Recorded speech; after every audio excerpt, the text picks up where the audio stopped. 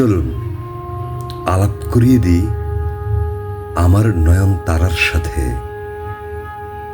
ওর সাথে আমার পরিচয় পর্ব থেকে শুরু করে আজকের এই মুহূর্তের গল্পটা ঠিক কীরকম।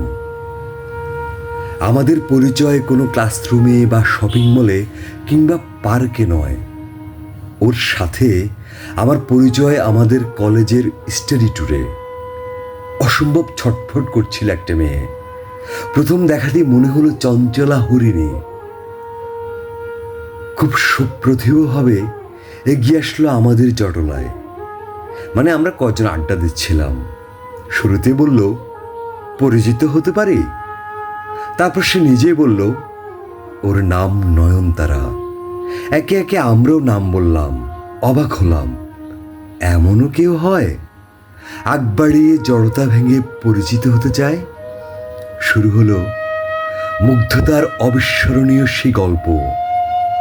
ও হাঁটলে রুনুঝুনু আওয়াজ হতো, হাসলে টুল পড়ত, আর কপালের পাশ বেয়ে গড়িয়ে পড়ত দুটো কুন্তল, যা কিনা আমি অভিধান ঘেটে জেনেছি। হাতে চুড়ি পড়ত, পায়ে তো অবশ্যই নূপুর। আর হ্যাঁ, ছোট্ট একটা টিপ থাকতো ওর ছোট কপালটাতে। অনর্গল কথা বলতো, দারুণ লিখত, তবে একটু কঠিন। দারুণ আবৃত্তি করত। আমার কবিতা, গল্প, উপন্যাস ছাপিয়ে সর্বোপরি আমার প্রেম হয়ে গেল আমার নয়নতারার সাথে। কথা ও বলতো, আমি কেবল তাকিয়ে থাকতাম আর বিস্ময়ে বোধ হতাম। আমি বাধ্য হয়েছিলাম ওর প্রেমে পড়তে। আমি শুরু থেকেই ভীষণ ইন্ট্রোভার্ট। এক্সট্রোভার্ট নয়নতারাকে ভালো না লাগে সত্যিই কোনো উপায় ছিল না আমার।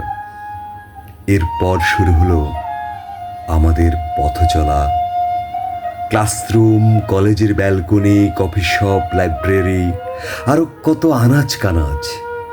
আমি সে যে প্রেমে পড়লাম আর উঠতে পারলাম না। তবে কিনা বড্ড পোড়ামুখো আমি। ওকে ধরেও রাখতে পারলাম না। সাহস ছিল না, ভয় ছিল, কাপুরুষতা ছিল। অনবদ্য হওয়ার সুতীব্র বাসনা থাকা সত্ত্বেও অপারগতা ছিল সীমাহীন। তাই পালিয়ে গেছি আমার নয়নতারাকে ফেলে। আমার জ্যোৎস্না ফেলে দিয়েছি আমি স্বেচ্ছায়। আমার আকাশে চাঁদ তো এখন নিয়মিত ওঠে, শুধু আলোকিত হয় না। আমার নদীতে স্রোত তো আসে, শুধু আমি টালমাটাল হই না। আমার নয়নতারা ভেসে গেছে, আমি ভাসিয়ে দিয়েছি। কারণ অতটা স্বচ্ছতায় আমি ভেসতে পারতাম না। আমি তো মানুষ, তবে ভীষণ কামানুষ। আমার বন্ধুর দেয়া উপাধি। সত্যি কি ভীষণ বোকা আর নির্বোধ আমি।